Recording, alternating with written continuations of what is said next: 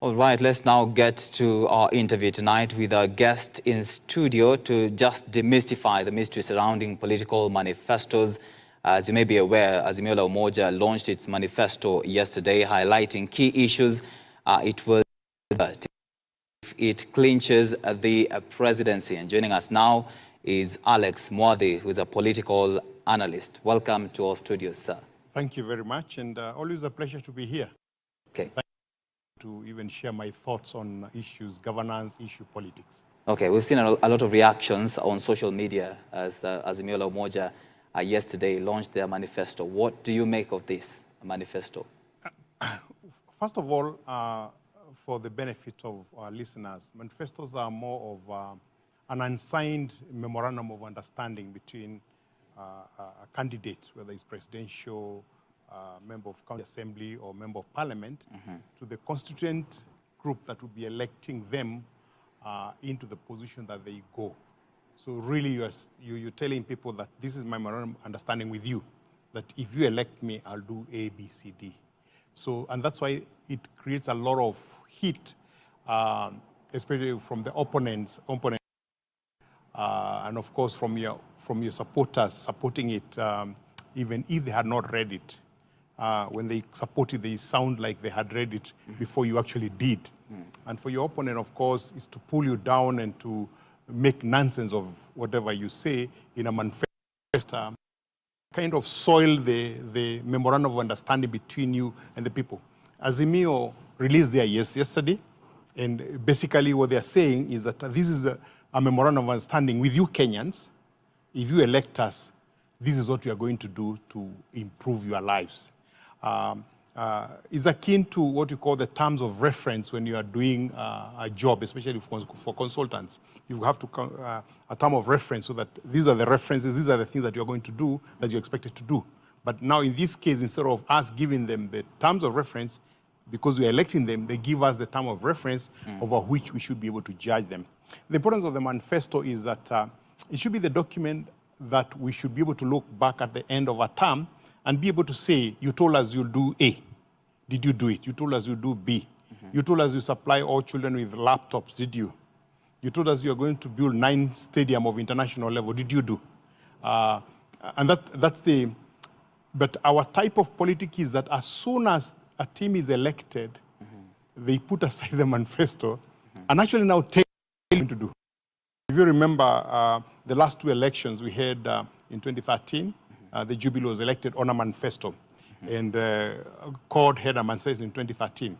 In 2017, Jubilee had a manifesto, NASA had a manifesto. Unfortunately, for those of us who read some of these documents, the manifesto for one had plagiarized the other one because of the same things. Slight change in language, but saying exactly the same. So, okay.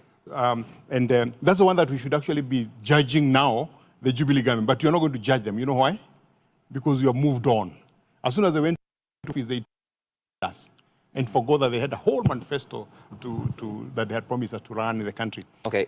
Talking about that, and you say that a manifesto is an unsigned MOU between the politicians or the leaders and the citizens. Now brings me to this question: can they be legally held accountable for what they said and what they promised Kenyans? Is it possible to actually go to court and say that you presented to us this manifesto, we elected you, but you did not deliver? It's a difficult thing. It's a tall order. I would actually say it's impractical to do that.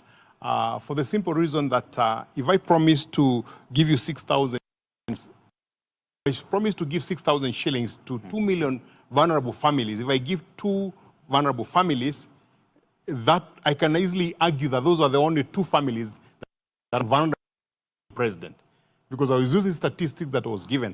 Now, when I went in, it was not 2 million. There were only 2 of them. So when you go to court, it becomes very difficult to be able to prove anything.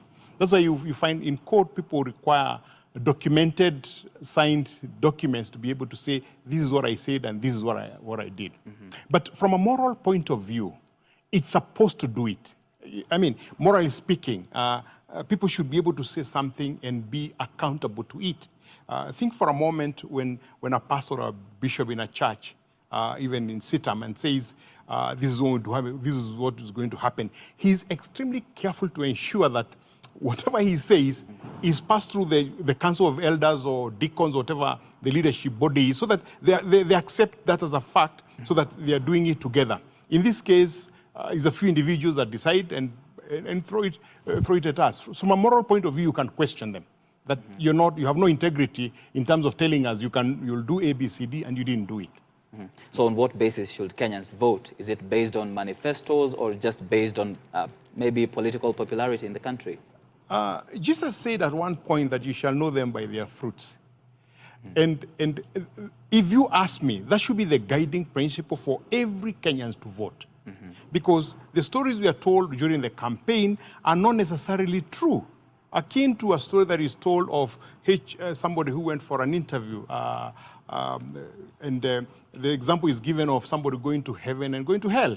You go to heaven, everybody is worshiping God, so there's silence and all that. When he was taken to hell to just check how it looked like, he found that everybody's having a party, you know.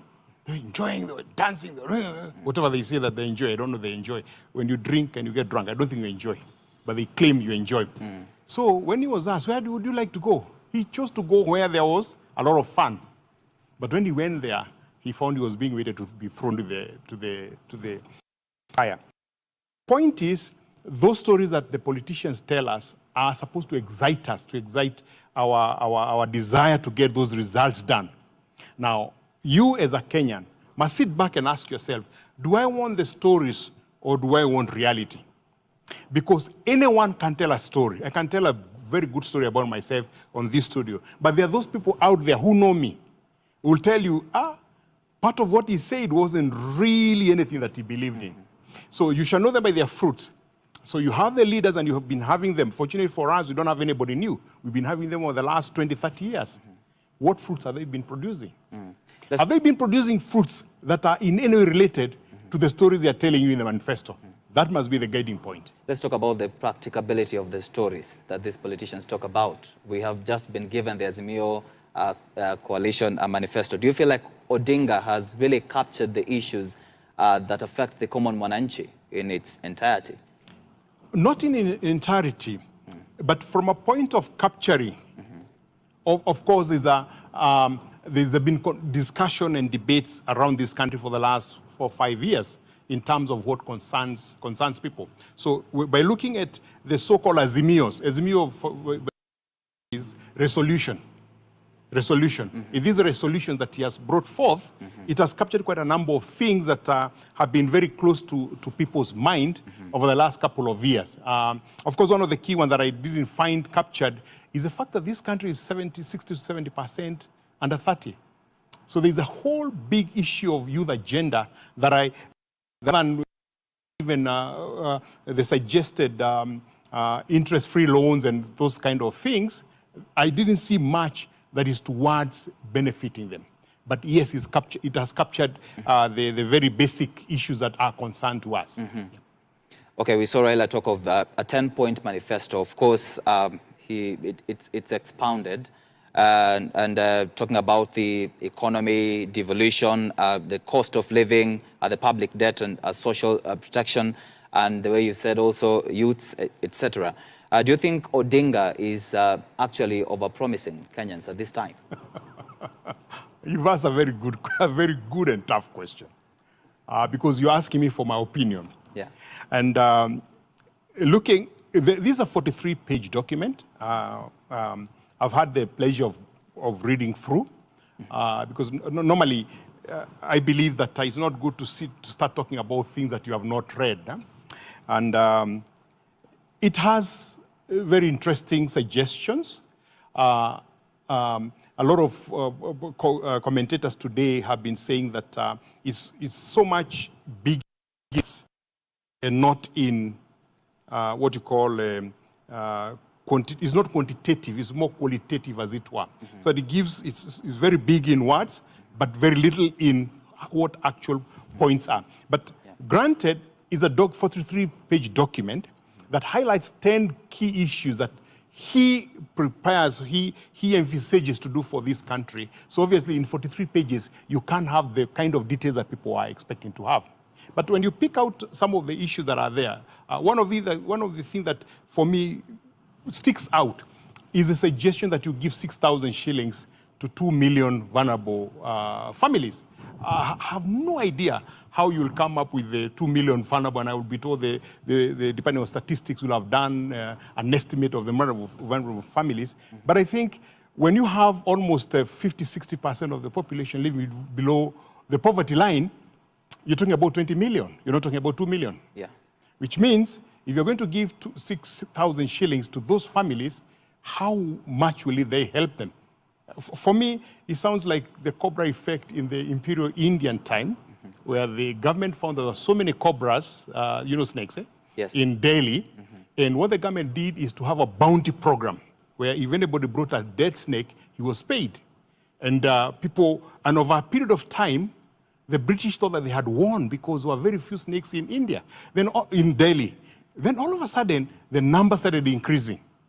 And on investigation, found that Indians who had started breeding the snakes at home. So they breed them, kill them, and bring them to the government for payment. And they stopped. Those people are, and they threw those snakes on the streets. So there were more snakes in Delhi than before the bounty program. What am I saying?